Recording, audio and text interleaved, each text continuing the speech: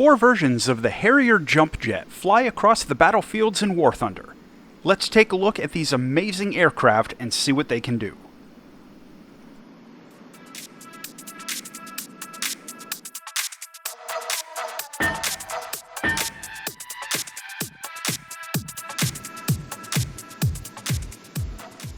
Since the dawn of the jet age, jet-powered aircraft have had one major performance challenge. They needed long runways to take off, especially if they wanted to carry a useful combat payload. Early on, there were a lot of solutions to this with varying degrees of success. Rocket-assisted takeoff pods offered one solution, but had drawbacks. Eventually, engineers set about the task of developing a jet-powered aircraft that could take off and land vertically under its own power. This proved no easy challenge, with most of the early design concepts either taking off and landing balanced vertically on their tail, using rotating engines out on the wings, or having a bunch of extra jet engines mounted vertically in the fuselage, which would only be used for takeoff and landing. None of these were especially practical, but the fuselage-mounted engine solution seemed to have the most promise, even though the engines were basically dead weight once the aircraft transitioned into forward flight. Eventually, a French engineer named Michael Wilbeau came up with the concept of having a single engine with a vectoring thrust back and forth between vertical and horizontal. This was a major breakthrough, and the basic principle was developed by engineers at the British Rolls-Royce Company into the Pegasus engine. Designers at Hawker Siddeley set about building an aircraft around the new engine concept, which became the P-1127. The first technology demonstrator for the 1127 first flew in 1960, and it had some problems, but it was clear that the technology itself was sound, even if it was going to take a significant development period to get a functional aircraft out of it. The next iteration of the design was the P-1154, flown by a special tripartite squadron of British, German, and American pilots in the early 1960s. Nicknamed the Kestrel, this was the first attempt to make a practical military aircraft from the Pegasus-powered design, and the squadron's final assessment was familiar. There was potential, but still a lot of work would need to be done before this would be a viable military weapon. Well, third time's a charm. The final iteration of the design was called Harrier, and by this point the development of the Pegasus engine had matured and delivered enough power to give the aircraft a useful military payload. The first combat-capable version was the GR-1, produced for the Royal Navy, which had its maiden flight in 1966. Meanwhile, in the United States, the U.S. Marine Corps had been watching the development of the Harrier for quite some time, as they had a long-standing requirement for a vertical takeoff aircraft for providing close air support and flying faster than helicopters were capable of. Once it was clear that the new British plane actually worked, they placed an order for 100 aircraft, making the Harrier one of the very few foreign-built jets to enter service with the United States military. In service, the Harrier proved a difficult aircraft to fly, but it was also quite capable of doing its job. There were some differences between the versions in service, and we'll get to that, but it wasn't until the Falkland Islands conflict that the Harriers would be used in combat. Mostly Sea Harriers and flown by the Royal Navy, they were deployed operationally to face off against the Argentine Air Force. Reportedly, the Argentine pilots were quite nervous about the Harrier because of the media coverage of the plane in the 1970s, which often exaggerated its flight capabilities, and it wasn't really clear exactly how the new planes would really perform in actual combat. Was this a rock star or a turkey? Well, it turns out it was a bit of a rock star. During the Falkland Islands War, British Harriers shot down about 20 different aircraft in total, mostly A-4 Skyhawks, without suffering any losses in air-to-air combat, although a few of them were shot down by ground fire. Now, an important note before we go on. In this review, we're only discussing the 4 versions of the Harrier in War Thunder. These are all from the original Harrier family, and the American-built Harrier II is an entirely different aircraft. We don't have the Harrier II in War Thunder, so I'm not going to go into it here. Attention to The four versions we have are the GR1 and GR3, both British, along with the American AV-8A and AV-8C. All of them are classed as strike aircraft and get an air spawn. None of them have a radar, but all of them have a full ballistics computer for their air-to-ground weapons. All except for the GR1, the British premium, have a radar warning receiver. The loadouts of the British Harriers are similar, really the only difference being the air-to-air missile that gets carried. On the American side, the AV-8A has more loadout options, but this is mostly because it carries countermeasures as an itemized centerline pod. The air-to-air missile carried by the GR3 and both American Harriers is the AIM-9G. This is a very capable weapon with strong off-bore sight targeting, 18G maneuvering, and decent range if it doesn't have to turn very hard. Now the GR1 carries something unique, the SRAM. This missile, on paper, looks a lot like a Sidewinder, but in functionality, this is quite a different weapon. The SRAM uses thrust vectoring and deflection of its rocket exhaust to deliver its full 20G maneuvering limit immediately at launch, without needing to get up to speed for aerodynamic surfaces to kick in.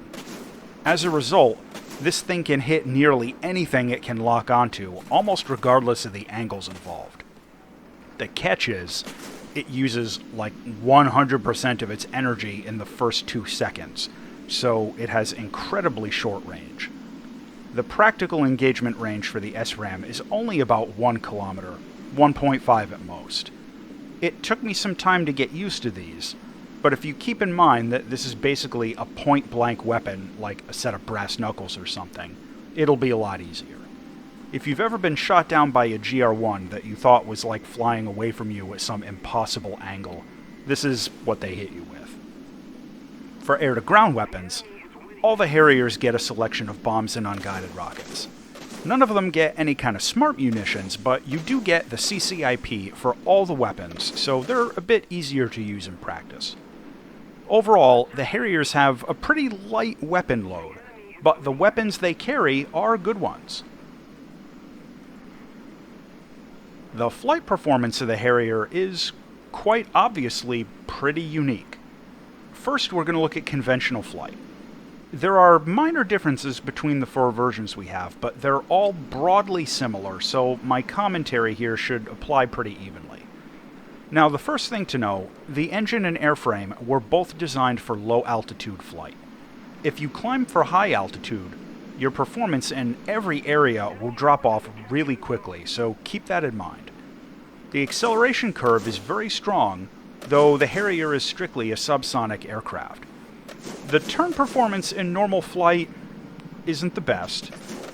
In a flat rate turn, most other planes will be able to slowly cut in on you, but you can use your high thrust to weight ratio to your advantage, using maneuvers like a high yo-yo to try and get some angle without sacrificing a lot of energy. Still, if a competent opponent gets behind you, it's gonna be a bad day.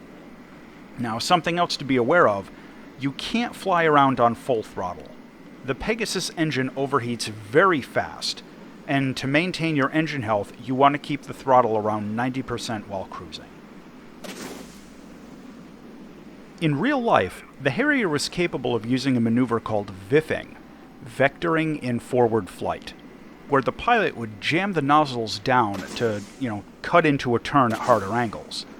Well, from what I can tell, based on primary sources, this doesn't work as well in War Thunder as it supposedly works in real life, but it does seem to work at least a little bit, particularly in the crest of like a vertical maneuver, and if you find yourself in an unfortunate nose-down situation at low altitudes, jamming the nozzles down can sometimes save your butt as you pull up and keep you from crashing.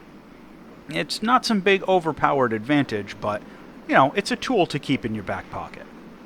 The huge caveat is that if you use VIFing, you're gonna dump a lot of forward airspeed, so it's risky, because you're gonna be in a very low energy state after the maneuver. This brings us into the VTOL stuff. The first thing you need to do is set up some keybinds. you need to set your thrust vector axis. I have mine set to the mouse wheel, and that seems to work really well. You also want to bind a key to toggle hover mode, and set up keys for hover height axis. I overlap my throttle keybinds with my hover axis up and down keybinds. We're going to look at using thrust vectoring without hover mode first. For landings, you want to slow down with reduced throttle and air brakes, and then roll your nozzles down. Use the throttle to maintain altitude. Don't be afraid to pitch up a bit to help with the altitude, and also to help drop airspeed. Once you slow down enough, drop your gear and flaps. And once your airspeed is below about 100 kilometers an hour, you want to primarily be using your rudder pedals and the roll controls, rather than pitching up or down. The Harrier has hot gas exhaust vents on its wingtips, nose, and tail, which help control the plane in vertical flight. From here, you can swing your angle forward or backward a little bit if you need to adjust your forward speed, and use your throttle to slowly touch down. In real life, the Harrier can only maintain this kind of a hover for about 90 seconds before its coolant water runs out and the engine overheats and, kind of spontaneously bursts into flames. But in War Thunder, it's a little bit more forgiving, since you don't have to be in maximum throttle all the time in order to hover. It's totally normal for a vertical landing to be a slow process, so if this takes you a little time, don't assume that you're doing anything wrong. To use the hover mode, your approach is basically the same. Dump speed, drop nozzles. But once you slow down, use your keybind to switch into the hover mode. This will kick in the autopilot, which will manage your flight attitude for you, mostly, and then you just use your hover axis keybinds to go up or down. You need to hold the keybind in order to move, and don't worry, even with full downward deflection, it usually won't let you crash. After you land, make sure to switch the hover off so that you can kill your throttle and lock up the brakes. Now for takeoff, I normally don't use hover mode, but you can if you want. The basics are the same. Just angle your nozzles 90 degrees and punch the throttle. Now, using the normal VTOL takeoff, once you're at a safe altitude, at least like 300 meters or so, you can slowly start to nozzle forwards until you're moving at around 300 kilometers an hour, which is around when you should have your nozzles fully horizontal. You can also execute short takeoffs and landing. Instead of rotating your exhaust all the way to 90 degrees, you can rotate to somewhere in between like 50 and 70. This will let you use a more conventional runway profile while using less of the runway. In actual missions, I prefer to use the short takeoff and landing method, which, significantly reduces the difficulty, and it's much faster to use. Flying the Harriers out in missions gives some options. Now, as many of us know and remember, the Harrier has a reputation for being a bit carcinogenic on the meta, due to its combination of an air spawn and highly effective air-to-air missiles. The Harrier's a bit less of a tumor than it used to be, thanks to BR adjustments and power creep with newer planes, but if you fly out with just a pure air-to-air load of just missiles, you can still make a pretty serious nuisance of yourself. Now, if you're doing a ground attack profile, you need to be careful to try and avoid interception. The Harrier isn't a maneuverable jet, so shaking somebody off your 6 isn't usually easy, and if you're laden down with ordnance, it's going to be even harder. Stay low, and consider a wide arc around the edge of the map if you need to, instead of just making a beeline for your target if, there's a crowded enemy team coming at you. It's also worth mentioning that the Harrier loses a lot of performance at higher altitudes. This plane and its engine were both designed for low-altitude operations, so get low and stay low. If you fly as close air support, you have the full CCIP for all of your weapons, so hitting targets won't be especially difficult, assuming you can find some targets. The Harrier doesn't carry a big weapon load, so you're probably looking at 1 or 2 passes, then T-44. Or you can loiter and hunt for helicopters or something, but just don't expect to rack up 10 kills every time you fly one of these out. To answer the million-dollar question, yes, you can do a VTOL landing and capture objective points in RB. But it's more of a meme than it is an effective tactic. Vertical landings need to be set up in advance, and you're incredibly vulnerable. Chances are pretty strong that on almost any map, you're going to get swatted out of the sky and punished for trying. But if the opportunity presents itself, it is possible. Visually, I've always thought the Harrier's a pretty cool looking plane. A couple of them have decent paint jobs available, and they've been around long enough where you can find a lot of really good community-made skins on War Thunder Live. The cockpits are mostly okay. The forward and side visibility is great. Rearward, not so much. The HUD is good and useful, but the HUD projector really gets in the way in VR. Otherwise, the cockpits aren't bad. They do occasionally suffer some pretty excessive vibrations, so be prepared for that. And doing VTOL stuff inside the cockpit can be a little more difficult, but much more exciting. To close out on the Harrier family, these planes generally have effective air-to-ground weapons and decent air-to-air missiles. Plus, the full ballistics computer for all of their weapons is always an asset. They accelerate well, and of course they're all VTOL capable. However, these aren't turn fighters. The engine overheats. They're not great at higher altitudes. They're strictly subsonic, and the guns can be very difficult to aim. The final verdict is that the Harrier Jump-Jet Family is really fun to fly with a great gimmick. Just don't expect a monster dogfighter. These have a unique place in aviation history and are becoming less and less toxic to the meta as War Thunder progresses. Overall, I'm glad these are in the game.